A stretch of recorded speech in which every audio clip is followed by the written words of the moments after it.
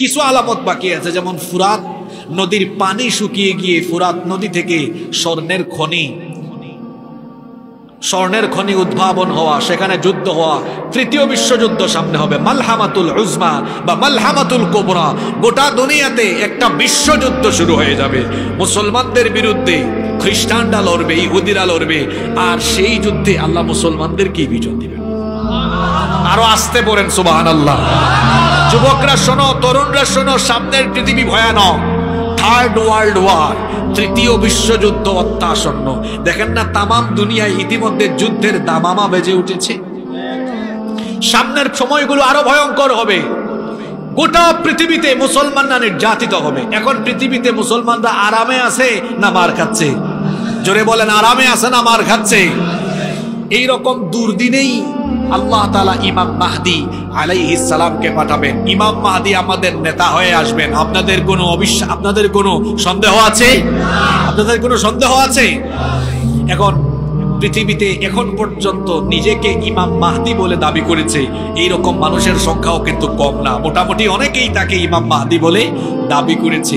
এখন ইমাম মাহদি কে হবেন, তিনি কোন বংশে, কোন এলাকায় আসবেন, কি তার পরিচয় হবে, তার মধ্যে কি গুণ বা বৈশিষ্ট্য থাকবে, সেগুলো কি নবীজি আমাদেরকে জানান নাই?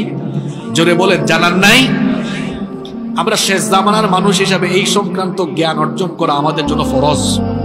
কারণ আপনি না জানলে শেষ জামানায় নিজের ঈমান বাঁচাবেন কেমনে? তো আসল মাহদি কে, ইমাম মাহদি কে, তিনি কোথা থেকে, কোন বংশ থেকে, কোন সময় আসবেন, সেগুলো আমাদেরকে জানিয়েছেন আমাদের নবী মুহাম্মদুর রাসূলুল্লাহ। পড়েন সাল্লাল্লাহু আলাইহি ওয়াসাল্লাম। মাহদি এটা নাম না, এটা তার লকব, এটা তার উপাধি। ইমাম মাহদি আলাইহিস সালামের পরিচয় হাদিসে বর্ণিত হয়েছে। আমি ইমাম মাহদি আলাইহিস সালামের ব্যাপারে বর্ণিত হাদিসগুলো অধ্যয়ন করে ইমাম মাহদি আলাইহিস সালামের পরিচয় 10টি পয়েন্টে সুন্দর করে সাজিয়েছি। ইমাম মাহদি আলাইহিস সালামের পরিচয় হাদিসের আলোকে শুনেন। ইমাম মাহদির পরিচয় হলো মোট 10টি। ইমাম মাহদির 10টা বৈশিষ্ট্য তুলে ধরছি। নাম্বার 1, 1 নাম্বার, নবীজি বলেছেন ইয়াখরুজু ফি আখিরি উম্মতি আল মাহদি, আমার উম্মতের শেষ জামানায় ইমাম মাহদি আগমন করবেন। তাহলে এই হাদিস থেকে আমরা জানতে পারলাম ইমাম মাহদি আসবেন কোন জামানায়? আরো জোরে বলেন, কোন জামানায়? শেষ জামানায় তিনি আসবেন। নাম্বার 2 নম্বরে হচ্ছে তিনি কোন বংশ থেকে আসবেন? ইমাম মাহদি কি কুমিল্লার দেবিদ্দারের কোন গ্রামের কোন বংশ থেকে আগমন হবে নাকি?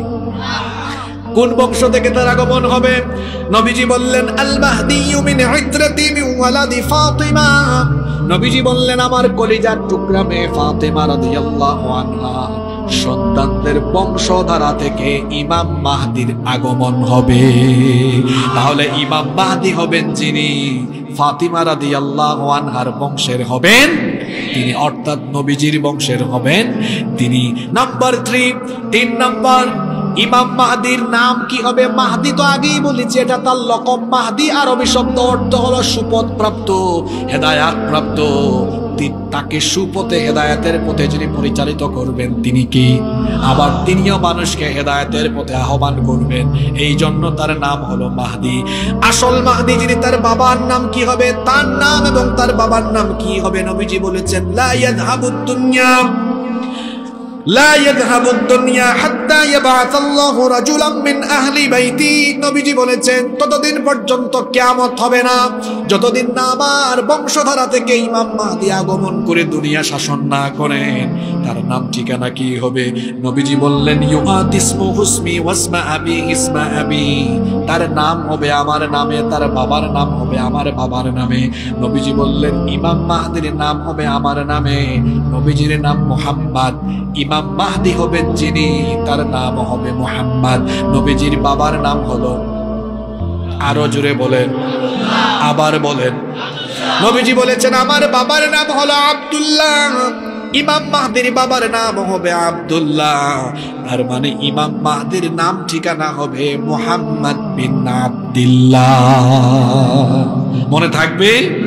নাম্বার 4 নম্বর, ইমাম মাহদির দৈহিক বৈশিষ্ট্য কেমন হবে? নবীজি বলেছেন আল মাহদিয়্যু মিন্নি আজলাল জাবহা।